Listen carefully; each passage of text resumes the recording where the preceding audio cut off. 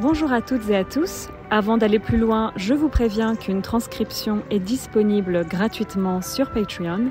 Vous trouverez un lien dans la description de l'épisode. Et restez bien jusqu'à la fin, car à la fin, je ferai une version rapide de l'épisode. Comme vous pouvez sûrement l'entendre, aujourd'hui j'enregistre à l'extérieur et plus précisément à Rome. En fait, je suis au début d'un long voyage. Pour celles et ceux qui me suivent sur Instagram, vous avez peut-être vu que j'ai décidé de voyager depuis Paris jusqu'à Istanbul en Turquie sans prendre l'avion, without taking the plane, sans prendre l'avion. L'année dernière, j'avais voyagé de Bruxelles à Malte sans avion et cette année, je voyage donc de Paris à Istanbul. J'ai donc pris un train de Paris à Milan, j'ai dormi une nuit là-bas et ensuite j'ai pris un train de Milan à Rome et donc me voilà. Rome, bien sûr, c'est la capitale de l'Italie et depuis de nombreuses années, Rome et la France s'influencent mutuellement. On peut voir les restes de cette influence dans la ville. Il y a plusieurs églises françaises, une église c'est Church, l'Académie de France à la Villa Médicis, un institut français et la prestigieuse École française de Rome. Et depuis 1956, Paris est jumelé avec une seule ville et cette ville c'est Rome. Jumelé c'est paired. Et donc comme je disais, depuis 1956, Paris est jumelé avec une seule ville et cette ville c'est Rome. La devise de ce jumelage très exclusif c'est « Seul Paris est digne de Rome, seul Rome est digne de Paris ». Alors être digne c'est « to be worthy, to be deserving ». Seul Paris est digne de Rome, seul Rome est digne de Paris. Voilà. Et donc, à l'occasion de mon séjour à Rome, je vais vous parler d'un célèbre épisode de l'histoire de la Rome antique et des Gaulois, le sac de Rome. Est-ce que vous savez qui étaient les Gaulois ? Les Gaulois, c'étaient des peuples issus de la civilisation celtique. Ils occupaient le territoire de la France actuelle, de la Belgique, de la Suisse, du Luxembourg et d'une partie de l'Allemagne et des Pays-Bas. Et on va parler d'un Gaulois en particulier, Brennus. Brennus, c'était le chef d'une tribu gauloise qui s'appelait les Sénons. Les Sénons, c'étaient des Gaulois dont le territoire était situé dans la France actuelle. Nous sommes donc au IVe siècle avant Jésus-Christ et le chef gaulois Brennus a réussi à unifier toutes les tribus des Sénons. Donc, the 4th century before Christ, le 4e siècle avant Jésus-Christ. Et le chef Brennus a réussi à unifier toutes les tribus des Sénons. Brennus, il veut conquérir d'autres territoires et donc il décide d'attaquer le nord de l'Italie. Dans le nord de l'Italie, il attaque des provinces qui appartiennent à la République de Rome. Oui, parce qu'à cette époque, plusieurs villes et provinces appartiennent à Rome, mais l'Empire romain n'existe pas encore. Le chef Brennus attaque une première ville dans le nord de l'Italie, dans la Toscane actuelle, puis il descend jusqu'à Rome avec ses troupes. Il descend, he goes down. Il descend jusqu'à Rome avec ses troupes. Les Romains sont paniqués à l'approche des Gaulois et donc ils essayent de rassembler autant de Romains que possible pour affronter ou pour confronter les troupes de Brennus. On est en moins 390 au mois de juillet et un affrontement ou une confrontation a lieu entre les troupes gauloises de Brennus et l'armée romaine. C'est la bataille de l'Alia. Avoir lieu, c'est to take place. Donc on est en moins 390 au mois de juillet et un affrontement a lieu entre les troupes gauloises de Brennus et l'armée romaine. C'est la bataille de l'Alia. L'armée romaine est battue par l'armée gauloise qui a beaucoup plus d'expérience au combat. Après cette défaite, tous les hommes qui ont l'âge de se battre et même les sénateurs doivent se regrouper au Capitole. Le Capitole, c'était le centre religieux et le centre du pouvoir, et c'était une place fortifiée. Donc tout le monde se regroupait au Capitole. Et c'est précisément où je suis, parce qu'en fait je suis assise juste à côté du Capitole. Donc tous les Romains qui peuvent se battre sont au Capitole, prêts à défendre la ville.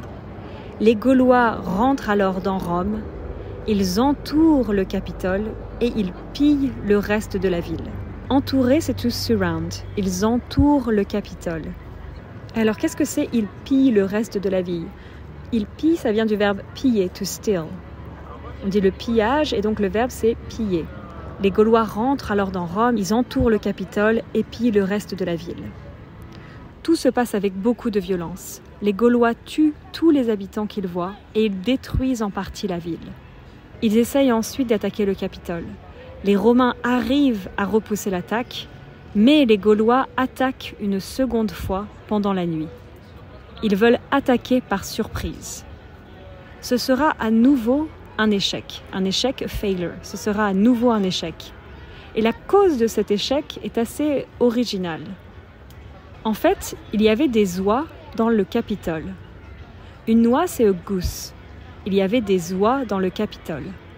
Et la légende dit que les oies ont entendu les Gaulois et donc elles ont commencé à crier, ce qui a averti les Romains. Après cet épisode, les oies sont devenues des animaux sacrés à Rome. Mais pendant 7 mois, les Gaulois continuent d'assiéger le Capitole. Ils continuent d'entourer le Capitole. Les Romains sont au bord de la famine c'est hunger. Les Romains sont au bord de la famine et donc ils décident de négocier avec les Gaulois. Il est décidé que les Romains payeront une rançon de 1000 livres aux Gaulois. Alors, les livres, donc, c'était la monnaie à l'époque, la monnaie de currency. Il est décidé que les Romains payeront une rançon de 1000 livres aux Gaulois. Pendant la pesée, les Romains accusent les Gaulois de tricher sur le poids. Alors, ça, c'est pas facile. Qu'est-ce que c'est la pesée? La pesée, donc, ça vient du verbe peser, tout simplement, to weight, et donc c'est the weighing, la pesée. Pendant la pesée, les Romains accusent les Gaulois de tricher, to cheat, sur le poids, et donc le poids, c'est the weight. Je répète parce que c'est pas facile. Pendant la pesée, les Romains accusent les Gaulois de tricher sur le poids. Cette accusation énerve Brennus, qui jette son épée sur la balance pour augmenter la rançon. Alors, jeter, to throw, l'épée, the sword, et la balance, the scale. Cette accusation donc énerve Brennus qui jette son épée sur la balance pour augmenter la rançon. Et il crie « Vi victis », malheur aux vaincus. La rançon est énorme. Rome doit donner une grande partie de sa richesse aux Gaulois. Cette défaite est restée pendant longtemps un épisode très traumatisant dans l'histoire romaine. Avant ça, Rome devenait de plus en plus grande et puissante. Mais l'invasion gauloise et la destruction de la ville ont stoppé cette expansion et ont affaibli les Romains. À la suite de cet épisode, les Romains réalisent qu'ils doivent fortifier leur défense. Et cette défaite va également les rapprocher des Grecs qui avaient aussi été attaqués et pillés par les Gaulois quelque temps avant. Rapprocher, ça vient donc de l'adjectif proche, ça veut dire close. Donc rapprocher, to get closer. À la suite de cet épisode, les Romains réalisent donc qu'ils doivent fortifier leur défense et cette défaite va également les rapprocher des Grecs qui avaient aussi été attaqués et pillés par les Gaulois quelque temps avant. Les Romains et les Grecs ont à présent un ennemi commun, les barbares gaulois. Voilà, j'espère que vous avez bien aimé cet épisode et tout de suite, je vous fais une petite version rapide. Donc comme je vous expliquais, aujourd'hui j'enregistre à l'extérieur, à Rome. Je vous expliquais que je suis au début d'un long voyage. Ceux qui me suivent sur Instagram, vous avez peut-être vu que j'ai décidé de voyager depuis Paris jusqu'à Istanbul en Turquie.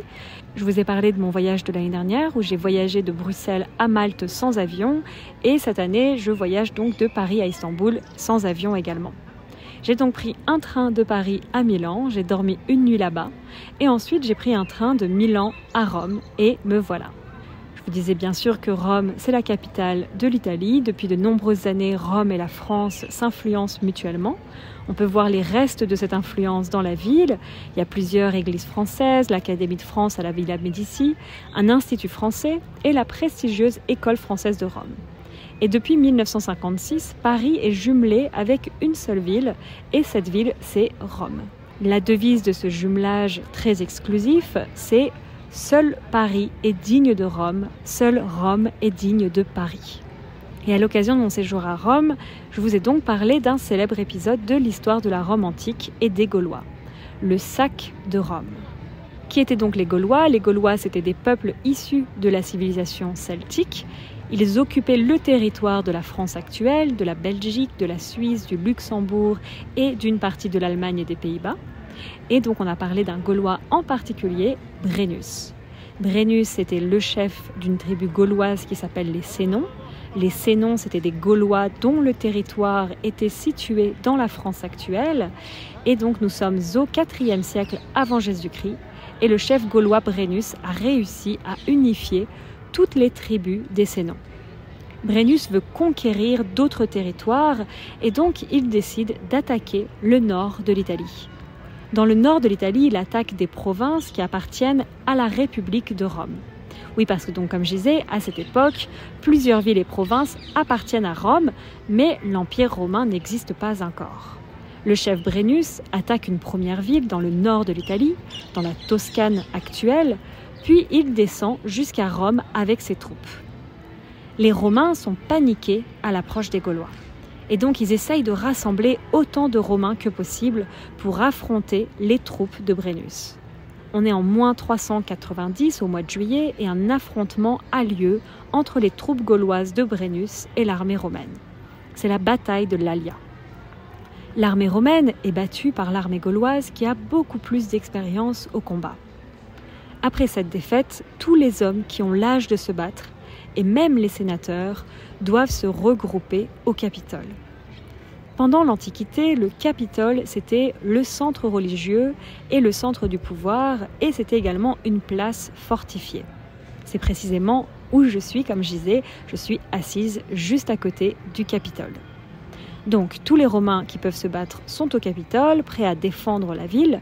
Les Gaulois rentrent alors dans Rome, ils entourent la capitale et pillent le reste de la ville. Tout se passe avec beaucoup de violence. Les Gaulois tuent tous les habitants qu'ils voient et ils détruisent en partie la ville. Ils essayent ensuite d'attaquer le Capitole. Les Romains arrivent à repousser l'attaque, mais les Gaulois attaquent une seconde fois pendant la nuit. Ils veulent attaquer par surprise. Ce sera à nouveau un échec. Et la cause de cet échec, comme je disais, est assez originale.